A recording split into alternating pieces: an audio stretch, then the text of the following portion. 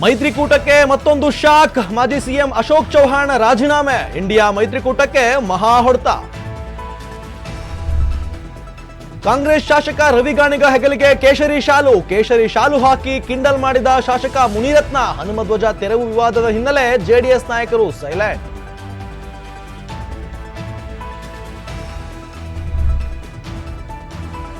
ಅಕ್ರಮ ಮರಳು ಸೀಸ್ ಮಾಡಿದ್ದಕ್ಕೆ ಪೇದೆಗೆ ಹಿಗ್ಗಾಮುಗ್ಗಾ ಹಲ್ಲೆ. ಅಕ್ರಮ ಮರಳು ಸೀಸ್ ಮಾಡಿದ್ದಕ್ಕೆ ಪೇದೆ ಮೇಲೆ ಗುಂಡಾಗಿರಿ. ಶಾಸಕಿ ಕೆರಮ್ಮ ಪುತ್ರ ಸಹೋದರನ ವಿರುದ್ಧ ಗಂಭೀರ ಆರೋಪ. ನಮಸ್ತೆ, ನೀವು ನೋಡ್ತಾ ಇದ್ರ ಶೋಯಗ ನ್ಯೂಸ್. ನಾನು ರೋಹಿತ್. ಮೊದಲಿಗೆ ಸುದ್ದಿಯನ್ನು ನೋಡ್ತಾ ಹೋಗೋಣ. ಲೋಕಸಭಾ ಚುನಾವಣೆಯ ಹಿನ್ನೆಲೆಯಲ್ಲಿ ದೇಶಾದ್ಯಂತ ಪಕ್ಷಾಂತರ ಪರ್ವ ಜೋರಾಗ್ತಾ ಇದೆ. ಮಹತ್ವದ ಬೆಳವಣಿಗೆಯಲ್ಲಿ ಮಹಾರಾಷ್ಟ್ರ ಮಾಜಿ ಸಿಎಂ ಅಶೋಕ್ ಚೌಹಾಣ್ ಅವರು ಕಾಂಗ್ರೆಸ್ ಪಕ್ಷಕ್ಕೆ ರಾಜೀನಾಮೆಯನ್ನ ನೀಡಿದ್ದಾರೆ. ಕಾಂಗ್ರೆಸ್ ಪಕ್ಷದ ಪ್ರಾಥಮಿಕ ಸದಸ್ಯತ್ವಕ್ಕೆ ಗುಡ್ ಬೈ ಹೇಳಿರುವ ಅಶೋಕ್ ಚೌಹಾಣ್ ಅವರ ನಡೆ ಕುತೂಹಲವನ್ನ ಕೆರಳಿಸ್ತಾ ಇದೆ. ಯಾಕಂದ್ರೆ ಕಾಂಗ್ರೆಸ್ ಪಕ್ಷದ ಜೊತೆಗೆ ಶಾಸಕ ಸ್ಥಾನಕ್ಕೂ ತಮ್ಮ ರಾಜೀನಾಮೆಯಲ್ಲಿ ಮಹಾರಾಷ್ಟ್ರ ವಿಧಾನಸಭೆಯ ಸ್ಪೀಕರ್ಗೆ ಸಲ್ಲಿಸಿದ್ದಾರೆ. ಲೋಕಸಭಾ ಚುನಾವಣೆ ಸಮೀಪಿಸ್ತಾ ಇದ್ದಂತೆ ಇಂಡಿಯಾ ಮೈತ್ರಿಕೂಟಕ್ಕೆ ಶಾಕ್ ಮೇಲೆ ಶಾಕ್ ಎದುರಾಗ್ತಾ ಇದೆ. ಬಿಹಾರದಲ್ಲಿ ಜೆಡಿಯು, ಪಶ್ಚಿಮ ಬಂಗಾಳದಲ್ಲಿ ಟಿಎಂಸಿ ಹಾಗೂ ಪಂಜಾಬ್ ಹಾಗೂ ದೆಹಲಿಯಲ್ಲಿ ಎಎಪಿ ಇಂಡಿಯಾ ಮೈತ್ರಿಕೂಟದಿಂದ ದೂರ ಸರಿತಾ ಇದೆ. ಸದ್ಯಕ್ಕೆ ಈ ರಾಜಕೀಯದ ಬೆಳವಣಿಗೆ ಮಧ್ಯ ಕಾಂಗ್ರೆಸ್ ಪಕ್ಷದ ಮತ್ತೊಬ್ಬ ಮಹಾನ್ ನಾಯಕ ರಾಜೀನಾಮೆಯನ್ನು ನೀಡಿದ್ದಾರೆ. ಇನ್ನು ಮೂಲಗಳ ಪ್ರಕಾರ ಕಾಂಗ್ರೆಸ್ ಪಕ್ಷಕ್ಕೆ ಗುಡ್ ಬೈ ಹೇಳಿರುವ ಅಶೋಕ್ ಚೌಹಾಣ್ ಅವರು ಬಿಜೆಪಿ ಸೇರುವ ಸಾಧ್ಯತೆ ಇದೆ. ತಮ್ಮ ಜೊತೆಗೆ ಕಾಂಗ್ರೆಸ್ನ ಕೆಲವು ಶಾಸಕರನ್ನ ಬಿಜೆಪಿ ಪಕ್ಷಕ್ಕೆ ಕರೆದುಕೊಂಡು ಹೋಗುವ ಮುನ್ಸೂಚನೆಯನ್ನ ನೀಡಿದ್ದಾರಂತೆ ಅಶೋಕ್ ಚೌಹಾಣ್. ಮತ್ತು ಅಶೋಕ್ ಚೌಹಾಣ್ ಅವರ ರಾಜಕೀಯ ನಡೆಯಿಂದ ಮಹಾರಾಷ್ಟ್ರ ಕಾಂಗ್ರೆಸ್ ಪಕ್ಷಕ್ಕೆ ಅತಿ ದೊಡ್ಡ ಹಿನ್ನಡೆಯಾಗುವ ಸಾಧ್ಯತೆ ಇದೆ ಅಂತ ಹೇಳಲಾಗ್ತಾ ಇದೆ.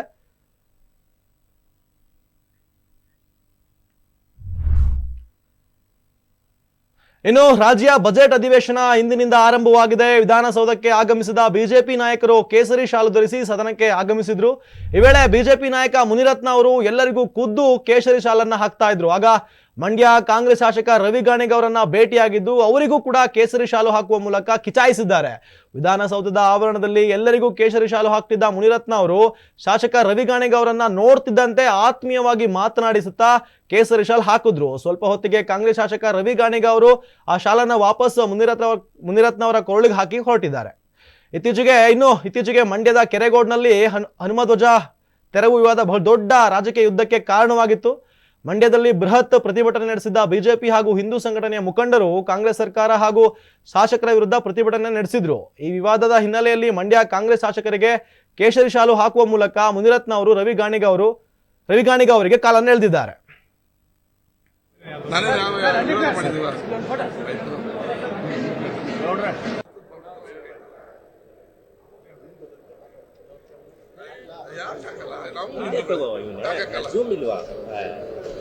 ಗುರುಗಳೇ ನಂಗೊಂದು SMS ಮಾಡಿ ಗುರುಗಳೇ, ಹೆಸರು ನೆನಪಾಗಲ್ಲ ನನಗೆ. ಏನು ಭಾರತದಲ್ಲಿ ಇರೋರೆಲ್ಲ ಹಿಂದೂಗಳೇ, ಅದರಲ್ಲಿ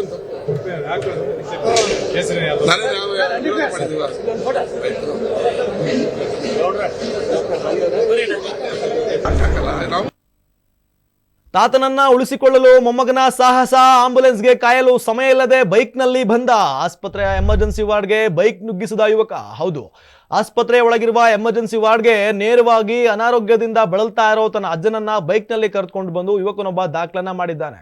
ಇನ್ನು ಈ ಘಟನೆ ನಡೆದಿರುವುದು ಮಧ್ಯಪ್ರದೇಶ ರಾಜಧಾನಿ ಭೋಪಾಲ್ನ ಸತ್ನಾರ್ದಲ್ಲಿರೋ ಸರ್ದಾರ್ ವಲ್ಲಭಾಯ್ ಪಟೇಲ್ ಜಿಲ್ಲಾಸ್ಪತ್ರೆಯಲ್ಲಿ ನಡೆದಿದೆ. ಭೋಪಾಲ್ನ ತಿಕೂರಿಯಾ ತುಲಾ ನಿವಾಸಿ ದೀಪಕ್ ಗುಪ್ತಾ ಎಂಬ ವ್ಯಕ್ತಿಯ ಅಜ್ಜನಿಗೆ ದಿಢೀರ್ ಅನಾರೋಗ್ಯ ಕಾಣಿಸಿಕೊಳ್ಳುತ್ತೆ. ಹೀಗಾಗಿ ನಿತ್ರಾಣಕ್ಕೆ ಜಾರಿದ್ದ ಅಜ್ಜನನ್ನ ಬೈಕ್ನಲ್ಲಿ ಕೂರಿಸಿಕೊಂಡು ಯುವಕ ನೇರವಾಗಿ ಆಸ್ಪತ್ರೆಯ ಒಳಗಿನ ಎಮರ್ಜೆನ್ಸಿ ವಾರ್ಡ್ಗೆ ಹೋಗಿ ದಾಖಲನ್ನ ಮಾಡಿ ಚಿಕಿತ್ಸೆ ಕೊಡಿಸಿದ್ದಾನೆ. ಇನ್ನು ಆಂಬ್ಯುಲೆನ್ಸ್ಗೆ ಕಾಯುವುದಕ್ಕೆ ಸಮಯವಿಲ್ಲದ ಕಾರಣ ತಾತನನ್ನ ಥಿಯೇಟ್ರಿ ಇಡಿಯಟ್ ಸಿನಿಮಾ ದೇಶಾದ್ಯಂತ ಬೈಕ್ನಲ್ಲಿ ಕೂರಿಸಿಕೊಂಡು ಆಸ್ಪತ್ರೆಗೆ ಕರೆದುಕೊಂಡು ಬಂದು ದಾಖಲಿಸಿದ್ದಾನೆ. ಸದ್ಯ ಈ ವಿಡಿಯೋ ಸಾಮಾಜಿಕ ಜಾಲತಾಣದಲ್ಲಿ ಭಾರಿ ವೈರಲ್ ಆಗ್ತಾ ಇದೆ. ಅಕ್ರಮ ಮರಳು ಸೀಸ್ ಮಾಡಿದ್ದಕ್ಕೆ ಪೇದೆಗೆ ಹಿಗ್ಗಾಮುಗ್ಗಾ ಹಲ್ಲೆ. ಅಕ್ರಮ ಮರಳು ಸೀಸ್ ಮಾಡಿದ್ದಕ್ಕೆ ಪೇದೆ ಮೇಲೆ ಗುಂಡಾಗಿರಿ. ಶಾಸಕಿ ಕೆರಮ್ಮ ಪುತ್ರ ಸಹೋದರನ ವಿರುದ್ಧ ಗಂಭೀರ ಆರೋಪ. ಹೌದು, ಅಕ್ರಮ ಮರಳು ಸೀಸ್ ಮಾಡಿದ್ದಕ್ಕೆ ಪೇದೆಯನ್ನ ಐಬಿ ಕರೆದುಕೊಂಡು ಹೋಗಿ ಮನ್ಸೋಚ್ಚೆ ತಿಳಿಸಿ ನಿಂದಿಸಿದ ಆರೋಪ ಪ್ರಕರಣದಲ್ಲಿ ದೇವದುರ್ಗ ಶಾಸಕಿ ಕೆರಮ್ಮ ಅವರ ಆಪ್ತ ಸಹಾಯಕ ಹಾಗೂ ಪುತ್ರನ ವಿರುದ್ಧ ಅಟ್ರಾಸಿಟಿ ಕೇಸ್ ದಾಖಲಾಗಿದೆ. ಶಾಸಕ ಪುತ್ರ ಸಂತೋಷ್ ನಾಯಕ್, ಸಹೋದರ ತಿಮ್ಮಾರೆಡ್ಡಿ, ಆಪ್ತ ಕಾರ್ಯದರ್ಶಿ ಇಲಿಯಾಸ್ ತಿಮ್ಮಾರೆಡ್ಡಿ ಸೇರಿದಂತೆ 8 ಜನರ ವಿರುದ್ಧ ಅಟ್ರಾಸಿಟಿ ಕೇಸ್ ದಾಖಲಾಗಿದೆ. ದೇವದುರ್ಗ ತಾಲೂಕಿನ ಕೃಷ್ಣ ನದಿ ಪಾತ್ರದ ದೊಂಡಬಳಿ ಹಾಗೂ ಗೋಪಾಳಪುರ ವ್ಯಾಪ್ತಿಯಲ್ಲಿ ಟ್ರ್ಯಾಕ್ಟರ್ ಮೂಲಕ ಅಕ್ರಮ ಮರಳು ದಂಧೆ ನಡೀತಾ ಇದೆ. ನಿರಂತರ ಟಿಪ್ಪರ್ ಲಾರಿ ಹಾಗೂ ಟ್ರ್ಯಾಕ್ಟರ್ಗಳ ಓಡಾಟದಿಂದ ರೈತರು ಬಿತ್ತನೆ ಮಾಡಿದ ಮೆಣಸಿನಕಾಯಿ ಬೆಳೆ ಧೂಳಿನಿಂದಾಗಿ ನಷ್ಟವಾಗ್ತಾ ಇದೆ. ಈ ದೂರಿನ ಹಿನ್ನೆಲೆ ಸ್ಥಳ ಪರಿಶೀಲನೆಗೆ ಪೇದ ಹನುಮಂತರಾಯ ಸ್ಥಳಕ್ಕೆ ಹೋಗಿದ್ರು. ಇದೇ ವಿಚಾರ ಇಟ್ಕೊಂಡು ಪೇದೆ ಹನುಮಂತರಾಯ ನಾಯಕ್ನನ್ನ ಐಬಿಗೆ ಕರೆಸ್ಕೊಂಡು ಹೋಗಿ ಹಲ್ಲೆ ಮಾಡಿದ್ದಾರೆ ಎಂಬ ಆರೋಪ ಕೇಳಿಬರ್ತಾ ಇದೆ. ದೇವದುರ್ಗ ಶಾಸಕಿ ಕಿರಮ್ಮ ನಾಯಕ್ ಪುತ್ರ ಸಂತೋಷ್ ಹಾಗೂ ಸಹೋದರ ತಿಮ್ಮಾರೆಡ್ಡಿ ಆಪ್ತ ಕಾರ್ಯದರ್ಶಿ ಇಲಿಯಾಸ್ ರಾಮಣ್ಣ ನಾಯಕ್ ಸೇರಿದಂತೆ 8 ಮಂದಿ ಮೇಲೆ ಹಲ್ಲೆ ನಡೆಸಿರುವ ಆರೋಪ ಕೇಳಿಬರ್ತಾ ಇದೆ. ಇನ್ನು ಜಾತಿ ನಿಂದನೆ ಆರೋಪದ ಮೇಲೆ ಕೇಸ್ ದಾಖಲಾಗ್ತಿದ್ದಂತೆ ರೊಚ್ಚಿಗೆದ್ದ ಶಾಸಕಿ ಪೊಲೀಸ್ ಠಾಣೆ ಮುಂದೆ ಬಂದು ಮಧ್ಯರಾತ್ರಿ ಪ್ರತಿಭಟನೆ ನಡೆಸಿದ ಪ್ರಸಂಗ ಕೂಡ ನಡೆದಿದೆ. ಪುತ್ರ, ಸಹೋದರ ಹಾಗೂ ಆಪ್ತ ಕಾರ್ಯದರ್ಶಿ ಪರಮ ವಹಿಸಿ ಪ್ರತಿಭಟನೆ ಮಾಡಿದ್ದಾರೆ. ತನಿಖೆ ಮಾಡದೆ ಹೇಗೆ ಅಟ್ರಾಸಿಟಿ ದಾಖಲಿಸಿದ್ದೀರಿ ನೀವು? ನಾವು ಕೂಡ ಅಟ್ರಾಸಿಟಿ ಕೇಸನ್ನು ದಾಖಲಿಸ್ತೇವೆ ಅಂತ ದೂರನ್ನ ನೀಡಿದ್ದಾರೆ. ಈ ವೇಳೆ ದೂರು ತೆಗೆದುಕೊಳ್ಳಲು ದೇವದುರ್ಗ ಪೊಲೀಸರು ನಿರಾಕರಣೆ ಮಾಡಿದ್ರು. ಆಗ ಶಾಸಕಿ ನಮಗೆ ನ್ಯಾಯ ಬೇಕು ಎಂದು ಪ್ರತಿಭಟನೆಗೆ ಕೂತಿದ್ದಾರೆ. ಜೊತೆಗೆ ಬೆಳಗಿನ ಜಾವ 5 ಗಂಟೆವರೆಗೂ ಶಾಸಕಿ ಪ್ರತಿಭಟನೆ ನಡೆಸಿದ್ದಾರೆ.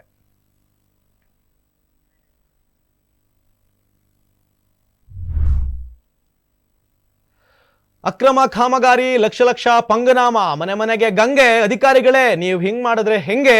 ಅಧಿಕಾರಿಗಳಿಗೆ ಕಾಡುಕೆರೆನಹಳ್ಳಿ ರೈತರಿಂದ ಹಿಡಿಶಾಪ. ಓವರ್ ಹೆಡ್ ಟ್ಯಾಂಕ್ ನಿರ್ಮಾಣದ ಕಳಪೆ ಕಾಮಗಾರಿ ವಿಚಾರವಾಗಿ ಜನರು ತಿರುಗಿ ಬಿದ್ದಿರುವ ಘಟನೆ ನೆಲಮಂಗಲದ ಕಾಡುಕೆರೆನಹಳ್ಳಿಯಲ್ಲಿ ನಡೆದಿದೆ. ಜಲೋತ್ಸವ, ಮನೆ ಮನೆಗೆ ಗಂಗೆ ಎಂಬ ಯೋಜನೆಯಡಿ ಮಾಡಿರುವ ಕಾಮಗಾರಿ ಈಗ ಸದ್ಯ ನೆಲಕ್ಕೆ ಉರುಳಲಿದೆ ಎನ್ನುವುದು ಜನರ ಆಕ್ರೋಶವಾಗಿದೆ. ಇನ್ನು ಕಾಡುಕೆರೆನಹಳ್ಳಿ ಗ್ರಾಮ, ಎಂಟಗನಹಳ್ಳಿ ಗ್ರಾಮ ಪಂಚಾಯಿತಿ ಸೇರಿದ 8 ಟ್ಯಾಂಕ್ ಈ ಕಾಮಗಾರಿ ನೆಪದಲ್ಲಿ ಲಕ್ಷ ಲಕ್ಷ ಅಧಿಕಾರಿಗಳು ನುಂಗಿರುವ ಆರೋಪ ಕೂಡ ಕೇಳಿ ಬರ್ತಾ ಇದೆ.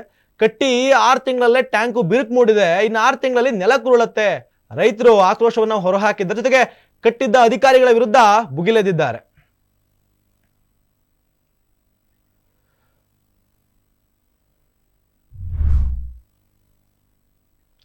ಇನ್ನು ರಾಜ್ಯದಲ್ಲಿ ಜೋರಾಗ್ತಾ ಇದೆ ಹಳ್ಳಿಕಾರ್ ಜಾತ್ರೆ. ಮಹಾಶಿವರಾತ್ರಿಗೆ ಹಳ್ಳಿಕಾರ್ ಫ್ಯಾಷನ್ ಶೋ, ಸ್ಥಳೀಯ ತಳಿಗಳನ್ನ ಸಂರಕ್ಷಿಸುವ ಕುರಿತು ಜಾಗೃತಿ. ಹೌದು, ದೊಡ್ಡಬಳ್ಳಾಪುರದ ಹಾಡೋನಹಳ್ಳಿ ಗ್ರಾಮದಲ್ಲಿ ಮಾರ್ಚ್ 8, 2024ರಂದು ನವಕರ್ನಾಟಕ ನವಶಕ್ತಿ ವೇದಿಕೆ ವತಿಯಿಂದ ಮಹಾಶಿವರಾತ್ರಿ ಪ್ರಯುಕ್ತ ಹಳ್ಳಿಕಾರ್ ಹಸುಗಳ ಸೌಂದರ್ಯ ಪ್ರದರ್ಶನ ಸ್ಪರ್ಧೆ ಆಯೋಜಿಸಲಾಗಿದೆ. ಈ ಕುರಿತು ಸುದ್ದಿಗೋಷ್ಠಿಯಲ್ಲಿ ವೇದಿಕೆ ಅಧ್ಯಕ್ಷರಾದ ಹಳ್ಳಿ ರೈತ ಅಂಬರೀಶ್ ಅವರು ಮಾತನಾಡಿ, ಮಹಾಶಿವರಾತ್ರಿ ಅಂಗವಾಗಿ ಹಳ್ಳಿಕಾರ್ ಹಸುಗಳ ಫ್ಯಾಷನ್ ಶೋ ಪ್ರಸ್ತುತಪಡಿಸಲು ನಾವು ಉತ್ಸುಕರಾಗಿದ್ದೇವೆ. ಈ ಕಾರ್ಯಕ್ರಮದ ಮೂಲಕ ಹಳ್ಳಿಕಾರ್ ತಳಿಯ ಸೌಂದರ್ಯ ಮತ್ತು ಸಾಂಸ್ಕೃತಿಕ ಮಹತ್ವವನ್ನ ಪ್ರದರ್ಶನ ಮಾಡುವ ಗುರಿಯನ್ನ ಹೊಂದಿದ್ದೀವಿ ಹಾಗೂ ಸ್ಥಳೀಯ ತಳಿಗಳನ್ನ ಸಂರಕ್ಷಿಸುವ ಕುರಿತು ಜಾಗೃತಿ ಮೂಡಿಸುವ ಸಲುವಾಗಿ ಆಯೋಜಿಸಲಾಗ್ತಾ ಇದೆ ಅಂತ ಹೇಳಿದ್ದಾರೆ. ಜೊತೆಗೆ ರೈತರ ಕಲ್ಯಾಣಕ್ಕಾಗಿ ಮತ್ತು ಕನ್ನಡ ಭಾಷೆ ಸಂಸ್ಕೃತಿಯನ್ನ ಉತ್ತೇಜಿಸಲು ಶ್ರಮಿಸುತ್ತಿರುವ ಯುವ ಸಂಘಟನೆಯಾಗಿದೆ ಇದು. ವಿವಿಧ ಸಮಾಜಮುಖಿ ಕಾರ್ಯಕ್ರಮಗಳಲ್ಲಿ ಯುವಕರು ತೊಡಗಿಕೊಳ್ಳಲು ಉತ್ತಮ ವೇದಿಕೆಯಾಗಿದೆ ಎಂದಿದ್ದಾರೆ.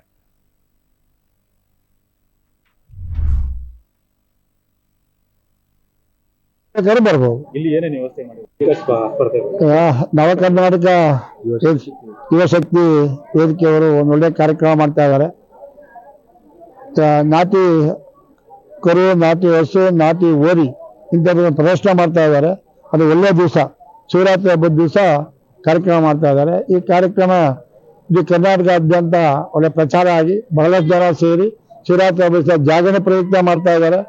ಅವರು ಕೂಡ ಒಳ್ಳೆ ಪ್ರೈಸಸ್ಸು ಕೂಡ ಬರೆದಿದ್ದಾರೆ ಅವ್ರಿಗೆಲ್ಲಾನು ಕೂಡ. ಅದಕ್ಕೆ ಒಂದು ವಾರಕ್ಕೆ ಮುಂಚೆ ಎಲ್ಲಾನು ಕೂಡ ನೋಂದಾಯಿಸ್ಕೊಂಡು ಒಳ್ಳೆ ಕಾರ್ಯಕ್ರಮಕ್ಕೆ ಅವರೆಲ್ಲ ಶುಭ ಕೋರಿ ಇದರಲ್ಲಿ ದೇವರು ಒಳ್ಳೇದು ಮಾಡಿ ಅಂತ ಆಶೀರ್ವಾದ ಮಾಡ್ತಾ ಇದ್ದಾರೆ. ಎಲ್ಲೆಲ್ಲಿಂದ ಬರ್ಬೋದು? ಇಡೀ ಕರ್ನಾಟಕದಾದ್ಯಂತ ಬರ್ತಾರೆ, ಬರಲಿ ಅಂತ ಅವರು ಬೇಡಿಕೆ ಇದ್ದಾರೆ. ಮುಖ್ಯವಾದ ಯಾರು ಬೇಕಾದ್ರೂ ಬರ್ಬೋದು. ಇಲ್ಲಿ ಏನೇನು ವ್ಯವಸ್ಥೆ ಮಾಡಿದ್ರು? ಬರೋರು ಏನು ವ್ಯವಸ್ಥೆ ಇರೋದಕ್ಕೆ ವ್ಯವಸ್ಥೆ ಮಾಡ್ತೀವಿ. ಅದಕ್ಕೆಲ್ಲ ರಾಸುಗಳ ಕುಡಿಯೋ ನೀರು, ಅದಕ್ಕೆ ಮೇವು, ಅದಕ್ಕೆಲ್ಲ ವ್ಯವಸ್ಥೆ ಮಾಡಿರ್ತಾರೆ. ಅವ್ರು ನೈಟ್ ಬರ್ತಾರೆ, ನೈಟ್ ಲೈಟು, ಅದಕ್ಕೆಲ್ಲ ಅವ್ರಿಗೆಲ್ಲ ಉಪಹಾರ ಎಲ್ಲಾನು ಕೂಡ ಏರ್ಪಾಡು ಮಾಡೋ ಉದ್ದೇಶ ಏನು ಸರ್? ಹಳ್ಳಿಕಾರ ಎಲ್ಲ ಪ್ರಚಾರ ಆಗಲಿ ಅಂತ. ಇವಾಗ ನಮ್ಮ ಗಾಡಿ ಸುಬ್ರಹ್ಮಣ್ಯ ಸ್ವಾಮಿ ನಮ್ಮ ಪಕ್ಕದಲ್ಲೇ ಒಳ್ಳೆ ಇಡೀ ಕರ್ನಾಟಕದಲ್ಲೇ ಒಳ್ಳೆ ಜಾತ್ರೆ ಆಗ್ತದೆ. ಈ ಪ್ರಯುಕ್ತ ಅವ್ರು ನವ ಕರ್ನಾಟಕ ಹುಡುಗರು ಒಂದು ಪ್ರಚಾರ ಆಗಲಿ ಅನ್ನೋ ದೃಷ್ಟಿ ಒಳಗ ಅವರು ಒಳ್ಳೆ ಕಾರ್ಯಕ್ರಮ ಮಾಡ್ತಾರೆ. ಜಾತ್ರೆ ಒಳಗ ದನಗಳ ಹುಲ್ಲು, ನೀರು ಇದೆಲ್ಲ ಕೊಟ್ಟಿದ್ದಾರೆ. ಎಸ್, ಇದಾಗಿತ್ತು ಇವತ್ತಿನ ವಿಶೇಷ. ಹೆಚ್ಚಿನ ಮಾಹಿತಿಗಾಗಿ ನೋಡ್ತಾ ಇರಿ ಅಶ್ವವೇಗ.